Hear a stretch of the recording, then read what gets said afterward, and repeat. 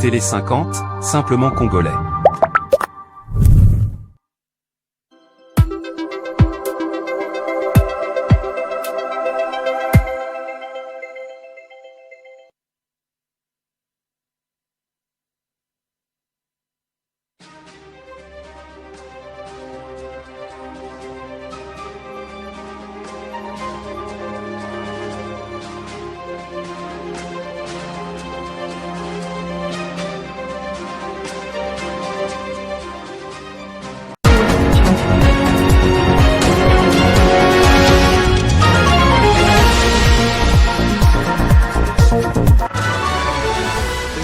Ça marche ce mercredi sur l'ensemble du pays. L'Union sacrée de la nation a emboîté le pas en reportant sa propre manifestation prévue ce jour. L'annonce a été faite mardi en fin d'après-midi. La plateforme de Tshisekedi justifie ses choix par la volonté de privilégier le dialogue et l'unité de la majorité présidentielle. Changement des camps au Sénégal. Le président Bassirou Diomaye Faye a finalement apporté son soutien à la candidature de son prédécesseur, l'ancien président Macky Sall, au poste de secrétaire général des Nations Unies. Cette annonce intervient dans un contexte de tensions politiques. Elle marque également une prise de distance avec le PASTEF, le parti au pouvoir dirigé par le Premier ministre Ousmane Sonko. C'est l'heure du journal Short Télé 50. Bienvenue à toutes et à tous. Aucune marche n'a eu lieu ce mercredi sur toute l'étendue du territoire national. L'Union sacrée de la nation a également reporté sa manifestation prévue ce jour. La décision est tombée hier mardi en fin d'après-midi, selon le secrétaire permanent de la plateforme présidentielle, le professeur André Mbata. Ces reports visent à privilégier le dialogue et la cohésion au sein de la majorité présidentielle à quelques jours du lancement du dialogue national inclusif annoncé par le président de la République, Félix Antoine Tshisekedi Tshilombo.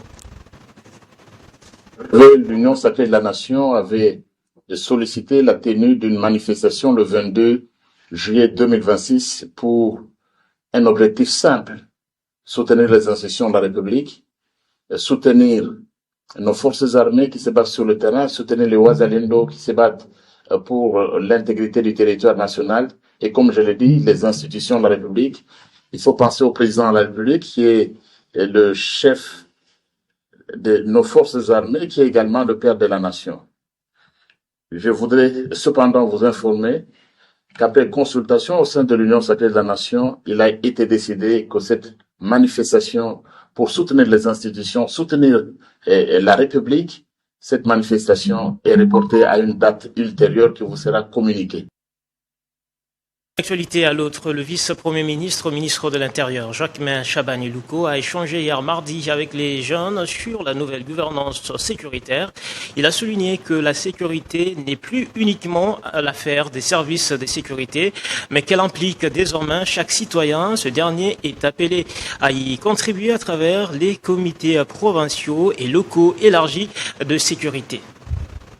Organisée par l'Alliance des jeunes pour le renouvellement, cette activité a permis au vice-premier ministre, ministre de l'Intérieur, Jacquemain Chabani, d'expliquer aux jeunes les principaux enjeux et avantages de la nouvelle gouvernance sécuritaire. Il a également répondu à leurs préoccupations concernant l'importance de la loi des programmations de la police nationale qui vise à apporter des solutions aux nombreux défis auxquels cette institution est confrontée, notamment les rajeunissements des effectifs, la construction des infrastructures, les recrutements de nouveaux policiers, ainsi que l'amélioration de leurs conditions de travail. Le projet que nous vous présentons aujourd'hui aussi a besoin de ce militantisme. Et moi, je souhaite que nous sortons de cette salle avec un engagement ferme. Un engagement d'une implication de la jeunesse à la prise en charge et son implication dans la gouvernance sécuritaire. Pour Jules Kabimba, il est essentiel que la jeunesse congolaise prenne une part active à la restauration de la paix en RDC en répondant favorablement à l'appel lancé par les chefs de l'État. Selon lui, l'implication des jeunes constitue un levier important pour consolider la cohésion nationale et accompagner les efforts entrepris en faveur de la stabilité du pays. À l'heure où la République démocratique du Congo poursuit sous le leadership éclairé de son Excellence, Monsieur le Président de la République, chef de l'État, Félix Antoine Tshisekedi Tshilombo, des efforts inlassable pour restaurer une paix durable sur l'ensemble du territoire national. Il est plus que jamais impérieux que chaque Congolaise et Congolais, particulièrement la jeunesse, s'engage pleinement dans cette noble mission. La paix, la stabilité et le développement de notre pays exigent la contribution de tous. Cette rencontre a ainsi permis de renforcer les dialogues entre les autorités et la jeunesse congolaise autour des questions sécuritaires. Elle traduit la volonté d'impliquer davantage les jeunes dans les efforts de consolidation de la paix et de la sécurité en RDC. Le Rassemblement congolais pour la démocratie Kisangani, mouvement de libération RCD KML d'Antipas Mbusa Nyamwisi salue la décision prise par le chef de l'État de convoquer le dialogue national inclusif en vue d'endiguer la crise. Dans un communiqué, il appelle les forces politiques à s'approprier cette initiative présidentielle. Le membre du Conseil national du Rassemblement congolais pour la démocratie Kisangani, mouvement de libération RCD-KML, ont examiné les principales questions de l'actualité politique et évalué les orientations stratégiques que le parti entend privilégier dans les contextes actuels. Abordant la situation politique nationale, le président du RCD-KML, Antipas Mbusa Nyamwisi, a félicité le chef de l'État pour sa récente rencontre avec les responsables de principales confessions religieuses, au cours de laquelle celui-ci a annoncé son intention d'organiser un dialogue national inclusif. Pour le parti, cette initiative constitue une opportunité de renforcer la cohésion nationale et de rechercher des solutions concertées aux défis sécuritaires, politiques et institutionnels auxquels le pays demeure confronté. À l'issue des échanges, le Conseil national a réaffirmé son attachement au principe du dialogue national inclusif qu'il considère comme un mécanisme crédible susceptible de favoriser la résolution de la crise sécuritaire persistante, de consolider la souveraineté nationale, de restaurer la confiance entre les différentes composantes du pays et de renforcer l'unité nationale. Dans son communiqué final, le RCD-KML invite l'ensemble des forces politiques, des organisations sociales et des citoyens à s'approprier cette initiative présidentielle et à contribuer activement à sa réussite dans l'intérêt supérieur de la nation. Le parti estime que le dialogue ne produira les résultats attendus qu'à travers une participation responsable, inclusive et constructive de tous les acteurs concernés. Le mouvement a également exprimé son soutien aux responsables des confessions religieuses, notamment la SYNCO, l'ECC et le RC, saluant leur engagement en faveur de la paix, du rapprochement entre les Congolais et de la stabilité du pays. Enfin, le RCD-KML appelle ses militants, sympathisants et tous ceux qui partagent sa vision politique à défendre l'initiative du dialogue national inclusif contre toute tentative visant à compromettre son aboutissement qu'il présente comme une étape importante dans la recherche d'une paix durable, de la stabilité institutionnelle et d'une réponse aux aspirations exprimées par une partie de la population congolaise.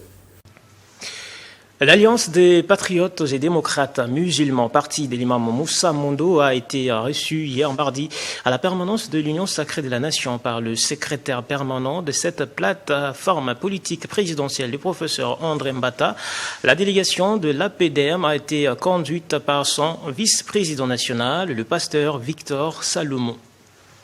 Les échanges ont porté sur plusieurs points, dont la consolidation de la majorité au sein de l'Union sacrée de la Nation, l'évaluation de l'initiative présidentielle du dialogue national, ainsi que les stratégies des mobilisations en perspective des prochaines échéances électorales. Le secrétaire permanent de l'Union sacrée de la Nation, le professeur André Mbata, a salué l'engagement de l'Alliance de patriotes et démocrates musulmans, APDM en sigle. Il a appelé à l'unité et au renforcement de la cohésion au sein de la famille politique du chef de l'État autour des valeurs de paix, de démocratie et de développement. Nous sommes une plateforme présidentielle qui se porte très bien comme vous pouvez le voir, parce que vous n'avez pas des adhésions tous les jours, même dans les fameuses coalitions que vous avez.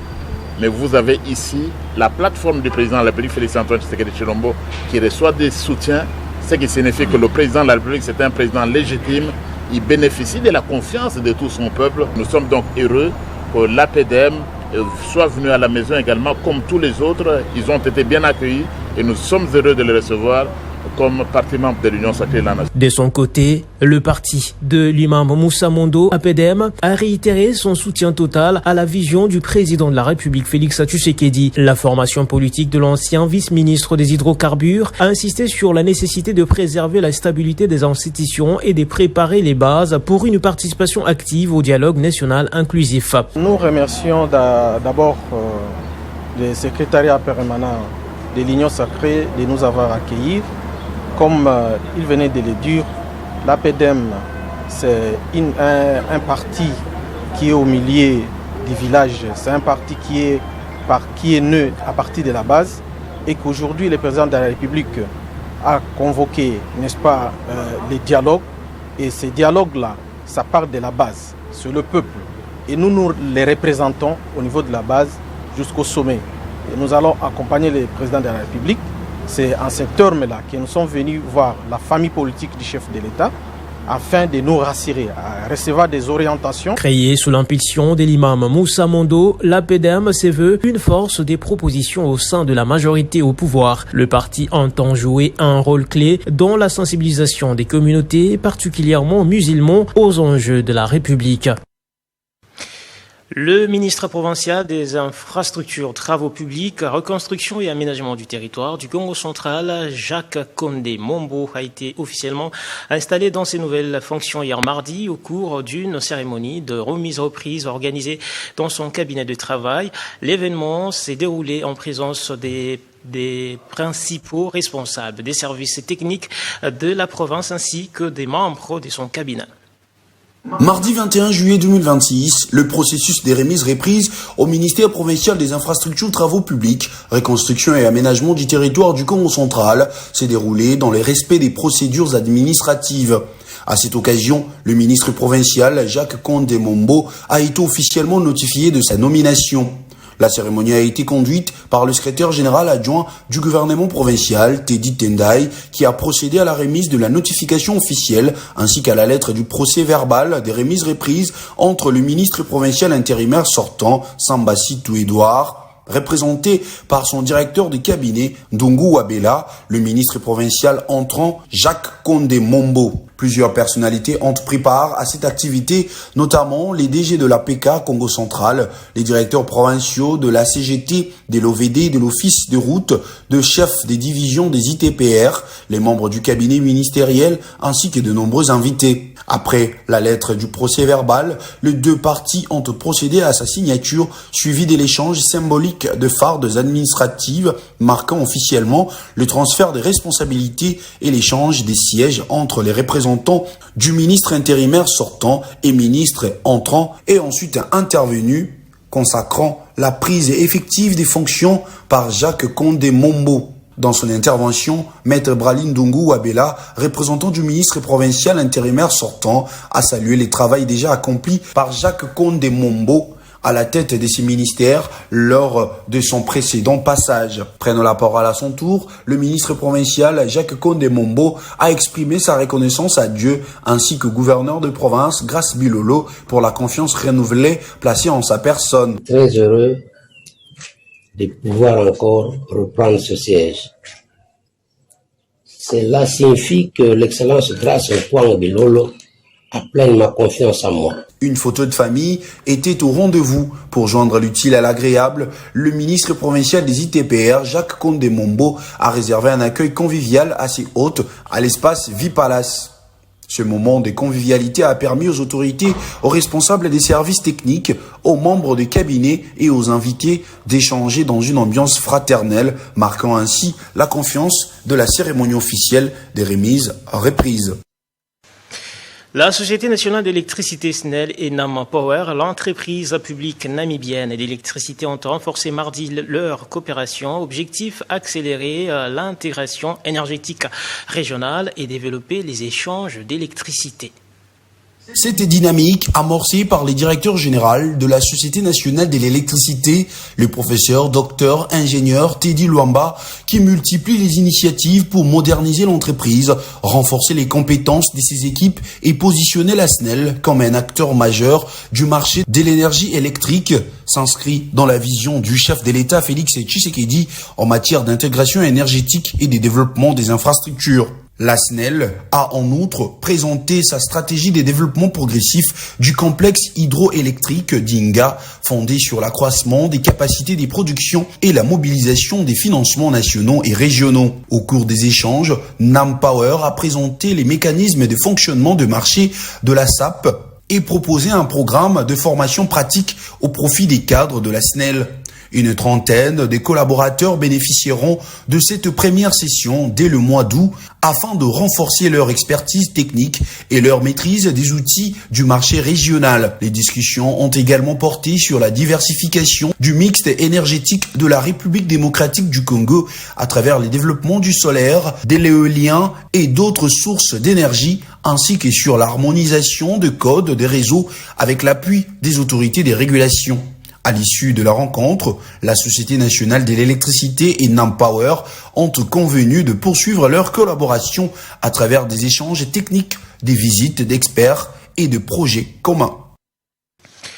À Kinshasa, l'École nationale d'administration de la RDC a servi de cadre à la présentation de l'ouvrage du professeur Idesbald Shinamula Vuningoma intitulé « L'assistance technique au développement face à la crise de l'Est en Afrique, face à la crise de l'État en Afrique, l'exemple de la RD Congo ».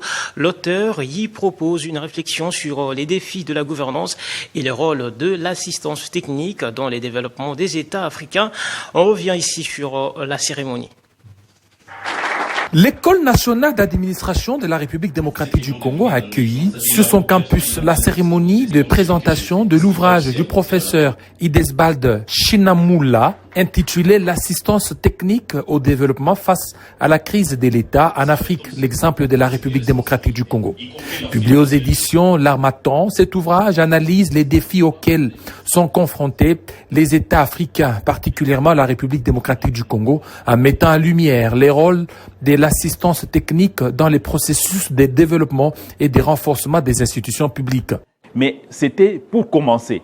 La pérennisation de ces investissements revient à l'État. C'est à l'État de pouvoir pérenniser les investissements, mais aussi les porter à plus grande échelle. Et c'est là que ça ne marche pas. L'État se limite souvent à se contenter des projets pilotes. Malheureusement, on n'arrive pas à aller au-delà des projets pilotes. C'est vraiment ça. Et donc, pour passer à l'échelle, c'est de la responsabilité du gouvernement. C'est le gouvernement qui amène l'État, en quelque sorte, qui amène les projets à l'échelle. À travers cette publication, l'auteur propose une réflexion approfondie sur plusieurs thématiques majeures, notamment la gouvernance, les infrastructures, l'électrification, les programmes de lutte contre la pauvreté, ainsi que les enjeux liés au changement climatique. Il formule également des pistes de solutions pour une assistance technique plus efficace, adaptée aux réalités africaines. Il ne faut pas qu'on fasse des recommencements chaque fois qu'on change de mandataire. C'est en fait ça le défi. Et nous proposons aussi là-dessus que les gouvernements puissent aussi savoir, les experts du côté du gouvernement puissent mettre suffisamment de budget pour pouvoir mettre en œuvre les recommandations et toutes les leçons apprises dans les projets pilotes. Souvent, on fait des programmes pilotes qui sont riches en enseignements, on apprend beaucoup de choses à l'intérieur, mais dès que les projets pilotes s'arrêtent, malheureusement, les programmes s'arrêtent également. Cette cérémonie a réuni des autorités académiques, des enseignants, des étudiants, des anciens élèves, ainsi que plusieurs invités venus échanger autour des questions de gouvernance, des développements et de la réforme de l'État. Par cette initiative, l'ENA RDC réaffirme son engagement à promouvoir la recherche scientifique et les débats intellectuels au service de l'amélioration de l'administration publique et du développement durable en République démocratique du Congo.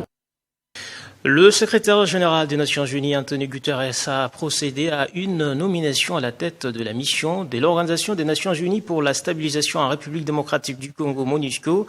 Le diplomate béninois Damien Mama a été désigné représentant spécial adjoint du secrétaire général et chef adjoint de la mission. Il assumera également les fonctions de coordonnateur résident et de coordonnateur humanitaire des Nations Unies en RDC. Il succède à ce poste, je rappelle, à Bruno Le Marquis. L'actualité en dehors de nos frontières prend la direction du Sénégal, où le président Bassirou Diomaye Faye a annoncé son soutien à l'ancien président Macky Sall pour le poste de secrétaire général des Nations Unies. Cette décision marque un tournant dans la politique étrangère sénégalaise et traduit une prise de distance avec le parti PASTEF d'Ousmane Sonko au pouvoir.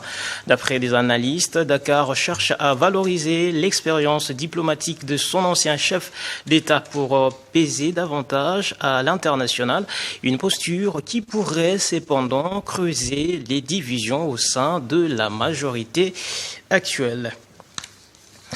Ce journal touche à sa fin. Je vous rappelle ses principaux titres. Journée sans marche ce mercredi sur l'ensemble du territoire national en RDC. L'Union sacrée de la nation a emboîté le pas en reportant sa propre manifestation prévue ce jour. L'annonce a été faite mardi en fin d'après-midi. La plateforme de Tshisekedi justifie ce choix par la volonté de privilégier le dialogue et l'unité de la majorité présidentielle. Changement des camps au Sénégal. Changement des caps au Sénégal. Le président Bassirou Diomaye Faye a finalement apporté son soutien à la candidature de son prédécesseur, l'ancien président Macky Sall, au poste de secrétaire général des Nations Unies. Cette annonce intervient dans un contexte des tensions politiques. Elle marque également une prise de distance avec le PASTEF, le parti au pouvoir dirigé par le Premier ministre Ousmane Sonko. Place à la chronique revue de presse à présent.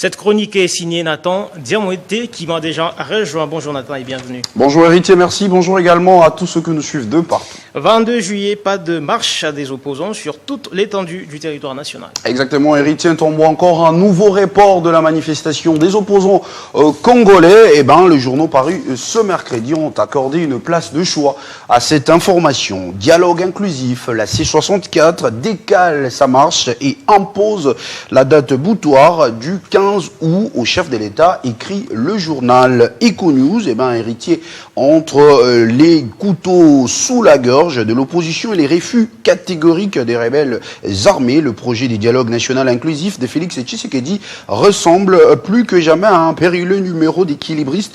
Ces tabloïds estiment, Héritier, qu'en décidant de suspendre sa marche du 22 juillet, tout en fixant un ultimatum coupéré au 15 août au chef de l'État Félix Tshisekedi, la plateforme C64 accentue la pression politique, mais étale au grand jour ses propres divisions internes. Il s'observe également, Héritier Ntomboa, un mécontentement dans les chefs de l'opposition. C'est ce qu'on découvre avec ces titres du journal. Les phares des opposants de WhatsApp, YouTube, Bluetooth, mécontents du report de la marche de ce 22 juillet. Ces opposants, d'après ces tabloïds, sont mécontents alors qu'à Kinshasa, l'on se réjouit de l'option prise par l'opposition opérant sous les labels de la C64 d'éviter d'hypothéquer les chances d'organisation du dialogue inclusif au pays des politiciens sans base. C'est sont répandus en invective contre Martin Fayoulou, l'accusant de faire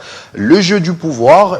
Très rapidement, la réaction des concernés n'a pas en tout cas tardé. Héritier Ntomboa, Ramazani Rodrigue, secrétaire général d'envol de Délice Sanga, parti membre de la C64, mis en exergue par Média Congo dans une réponse adressée à cette Kikouni. Il a remis en cause son choix de s'exprimer depuis l'étranger tout en saluant l'engagement des opposants restés au pays malgré les difficultés. Il dit, je cite, « Tu as quitté Kinshasa grâce à l'appui de l'ambassade de Belgique pour échapper à des simples menaces du pouvoir des Tshisekedi. Pendant ces temps, des personnalités comme Délice Sanga et bien d'autres sont restés rester au pays malgré la répression sanglate du 12 juin, les balles réelles et les risques permanents. Fin des citations. De son côté, Radio France Internationale rapporte que il aura fallu plusieurs réunions, plusieurs heures de discussions pour que les partis qui composent C64 se mettent d'accord et reportent leur mobilisation. Les discussions ont parfois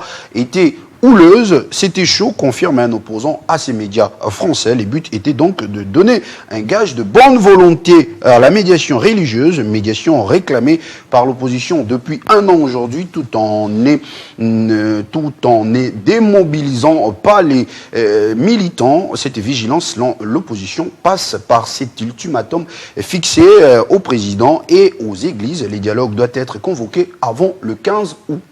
Presse internationale maintenant, au Sénégal, Macky Sall reçoit le soutien officiel de Diomaye Faye pour l'ONU. Exactement, héritier Tomboisson, en tout cas sur toutes les lèvres de médias internationaux.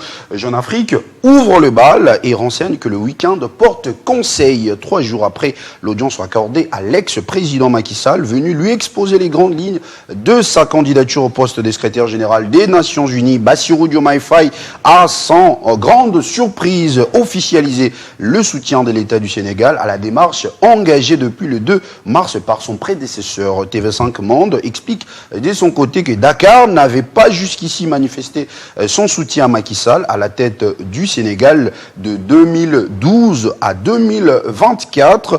Sa candidature n'a pas été soumise par son pays, comme c'est souvent l'usage, mais par le Burundi, qui assure actuellement la présidence tournante de l'Union africaine. Fin mars, une vingtaine d'États membres de l'Union africaine, dont le Sénégal, avaient d'ailleurs refusé de soutenir sa candidature pour remplacer naturellement Antonio Guterres.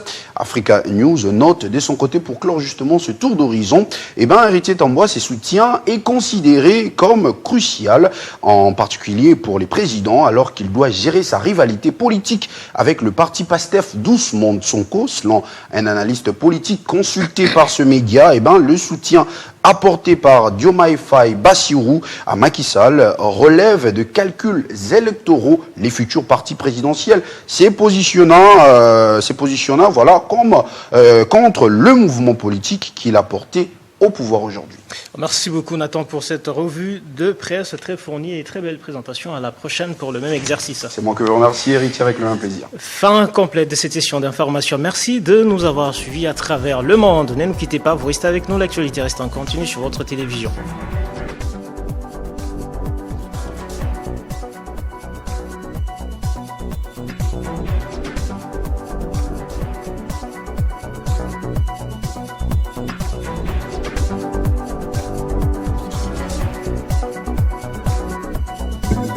Retrouvez toute l'actualité en continu sur www.tele50.cd.